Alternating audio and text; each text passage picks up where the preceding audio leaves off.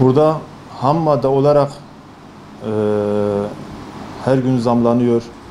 Millet, çiftlik sahibi, alan kişi, müşterilerimiz her gün bizden diyor ki yem fiyatları yükseliyor. Biz de elimden gelmediği için idare ediyoruz şu an. Örneğin kepek yazdayken fiyatlar 7,5'tu. Şu an hemen 11'i geçti. Fiyatlar her gün yükseliyor. Yem fiyatı, ham maddesi kepek olduğu için yem fiyatları da her gün zamlanıyor. Millet de şu an çoğuları mağdur durumda. Onlar da diyor biz kazanmıyoruz. Biz de burada elimden geleni yapıyoruz ama çoğuları işte gelip bu sorunları yaşıyoruz.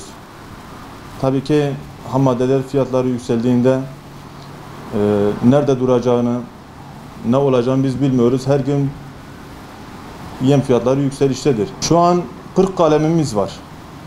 Evet. Evet. 40 kalemimiz var. Burada hem sade kepek, hem kırıklı kepek, hem karma kepek biz üretimimiz olarak işte saymakla bitmez işte. Şu şekilde satışımızı yapıyoruz şu an. Vallahi bazen hemen hep birlikte fiyatlar yükseliyor. Bazen bazı ürünler yükselmiyor. Bilmiyorum, piyasalar güzel değil. Hem hayvan sahipleri her gün gelip bizden şikayet ediyorlar. Diyor fiyatlar neden yükseliyor? Elimizden gelmediği için biz de idare etmeye çalışıyoruz. Fiyatlar çoğu fabrikalar bu un fabrikaları üretmesi az olduğu için ham maddeler fazla çıkmadığı için onlar fiyatlar yükseldiği zaman bütün yem fiyatları da yükselmeye başlıyor onunla beraber. Çünkü yem çoğusu kepekten olduğu için un fabrikaları bazıları hatta durmuş, çalışan kişi de fiyatını yükseltiyor. Her gün fiyatını yükseltiyor. Talep çok olduğu için ondan da yeme yansıtıyor. Yem fiyatları da o şekilde zamlanıyor. Valla belirsizdir. Yani bazen günde 2 defa fiyatlar yükseliyor. En çok kepek fiyatı yükseliyor.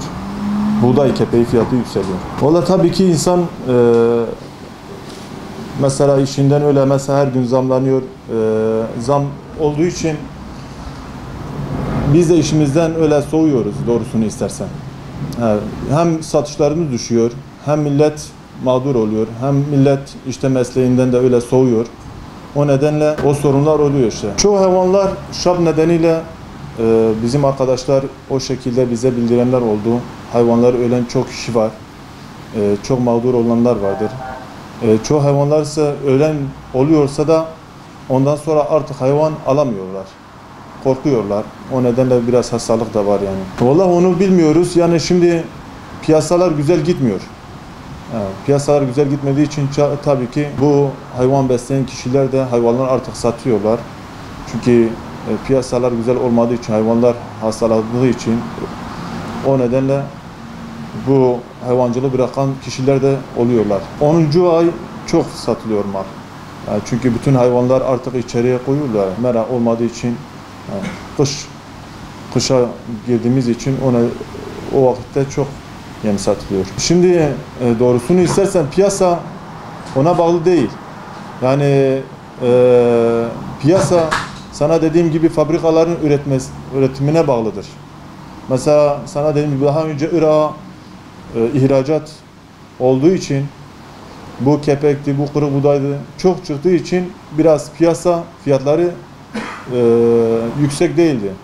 Ama yurt dışı fabrikalar çalışmadığı için, iç piyasaya çalıştığı için bizim buradan Mardin organizede az üretildiği için bu ham maddeler fiyatları çok yükseliyor. Çünkü talep çok olduğu için, mal az çıktığı için o nedenle fiyatlar yükseliyor. Fiyat yükseliştedir şu an. Hatta fiyat şu an durmuyor. Sürekli yükseliştedir. Her hafta fiyatlar değişiyor. Devlet desteği, tarım kooperatifi bilmiyorum. Ama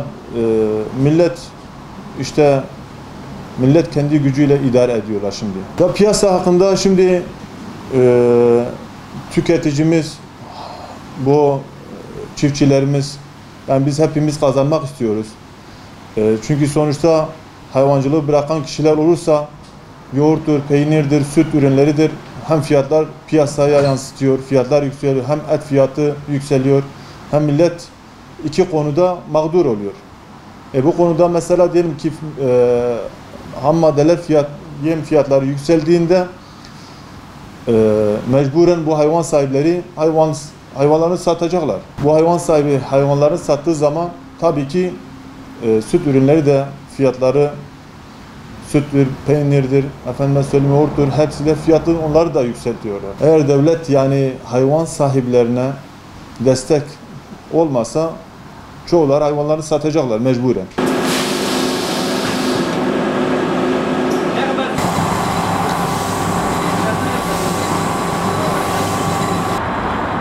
من ناحية